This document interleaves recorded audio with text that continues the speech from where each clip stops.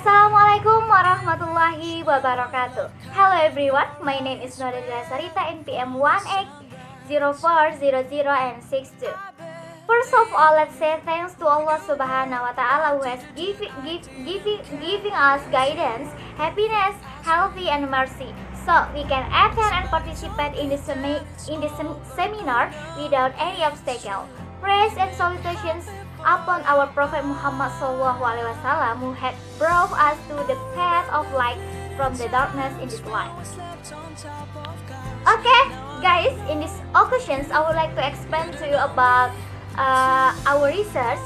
The topic is the student activeness in online learning. The topic is the student activeness in online learning using technology during pandemic. Okay, guys. Before I explain to you about my research, I want to explain to you about summary material in this semester. Jadi saya akan menjelaskan tentang ringkasan materi yang kita pelajari selama ini. Yang pertama materi pertama kita yaitu mencari sebuah artikel, di mana artikel yang harus kita cari itu harus terindeks Scopus. Karena kenapa harus terindeks? Karena supaya sumber yang kita gunakan adalah sumber yang bisa dibuktikan kebenarannya. Yang kedua yaitu mereview artikel. Mereview artikel ini yaitu disuruh mereview hal-hal apa saja, misalnya hal-hal apa saja yang bisa kita angkat dari artikel tersebut untuk memperkuat research kita. Jadi apa yang bisa kita angkat, apa yang kita bisa ambil dari kuantitatif dari artikel atau jurnal yang kita temukan dari Scopus tadi, lalu kita ambil, kemudian kita tuangkanlah ke dalam research kita. Yang ketiga yaitu memparafrase. Memparafrase ini merupakan kita ambil dari jurnal atau artikel yang kita cari ini, lalu kita paraphrase. Paraphrase maksudnya di sini misalnya ada satu kata-kata atau kalimat yang dikemukakan oleh para ahli, maka kalimatnya itu kita paraphrase atau kita ungkapkan dengan bahasa kita sendiri, lalu kita tuangkan ke dalam risetnya kita.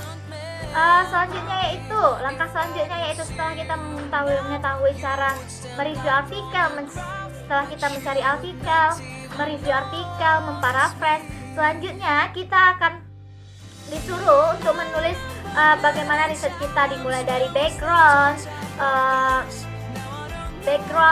limitations of the problem, lalu kemudian chapter 1, chapter 2, chapter 3, dan selanjutnya chapter 4 atau conclusion atau penutup. Jadi di sini semester ini kita ditunjukkan untuk mempelajari how to write the research. Bagaimana cara kita membuat penelitian tentang suatu masalah yang ingin kita kaji. Okay guys, I would like to explain to you background of the problem. Since January 2020, Indonesia has been hit by a deadly disease called COVID-19. This caused a lot of change that occur not only in Indonesia, but the world.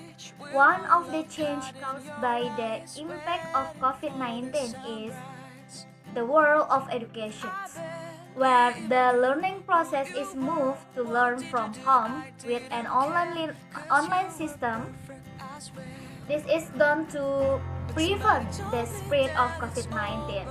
Online learning will certainly provide meaningful learning for students because students are required to always be active in learning, even though the learning system is different from the current system in the classroom or class. Learning requires students to be able to master technology in the form of many distant learning using virtual classes such as e-learning, Zoom, Google Classroom. Based on interviews that have been conducted on 5 high school students, they admit that online learning makes them easily bored and difficult to understand the material provided by the teacher. Sometimes, teacher only give assignment without explaining the material. Okay guys, the background of the problem is since Januari 2020, Indonesia dilanda dengan adanya COVID-19 atau virus corona, di mana semuanya berubah drastis. Mulai dari salah satu diantaranya yaitu adalah pendidikan, di mana pemerintah mengeluarkan kebijakan untuk mengatasi masalah pendidikan selama COVID-19, yaitu memindahkan proses pembelajaran dari rumah. Hal ini tentunya akan mempengaruhi keaktifan siswa dalam proses pembelajaran, karena setelah proses pembelajaran online ini tidak berlangsung sebentar.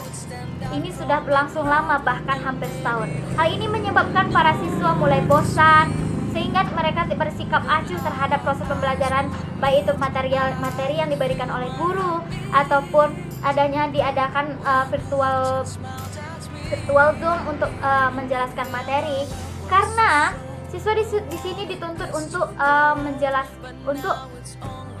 untuk memahami pembelajaran melalui menggunakan teknologi.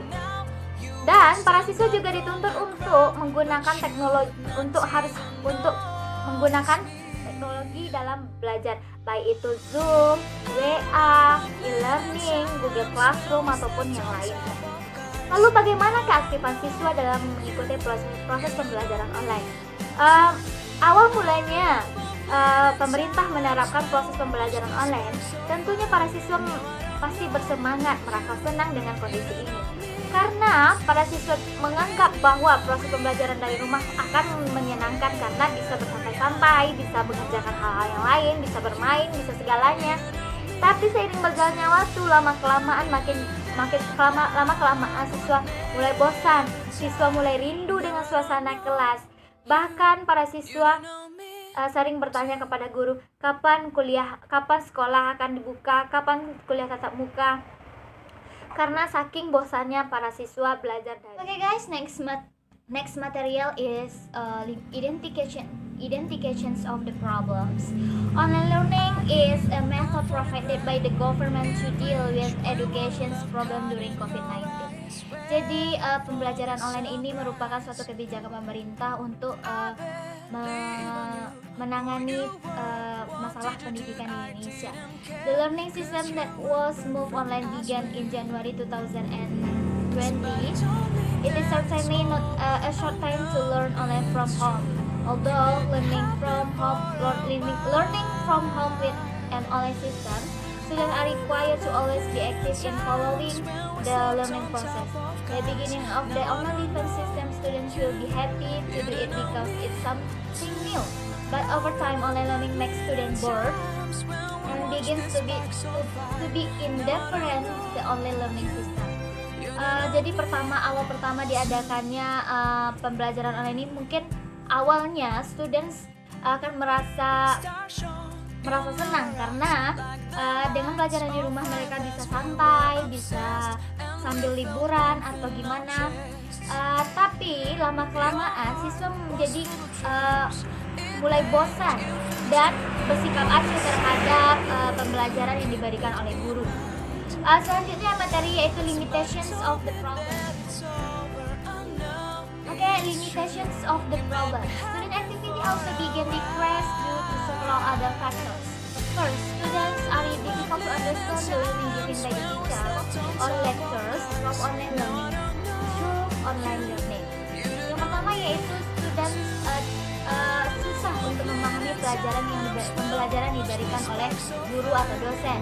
Yang kedua, students are required to always have quota and must have a good network. Yang kedua yaitu siswa harus memiliki banyak kuota dan memiliki jaringan yang bagus untuk mengikuti proses pembelajaran online.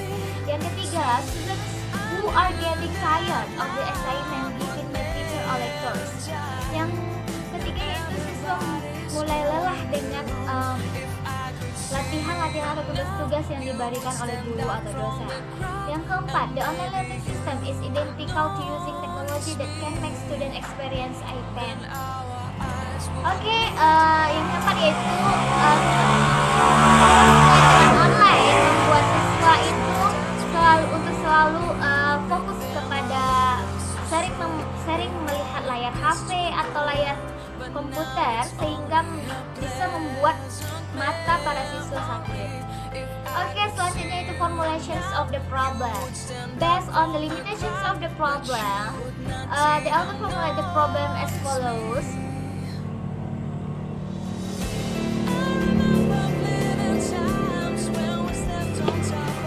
First, what is student activeness? 2. What causes students to get bored and the activeness of students decrease when learning online? 3. How to increase the activeness of students in the online learning process.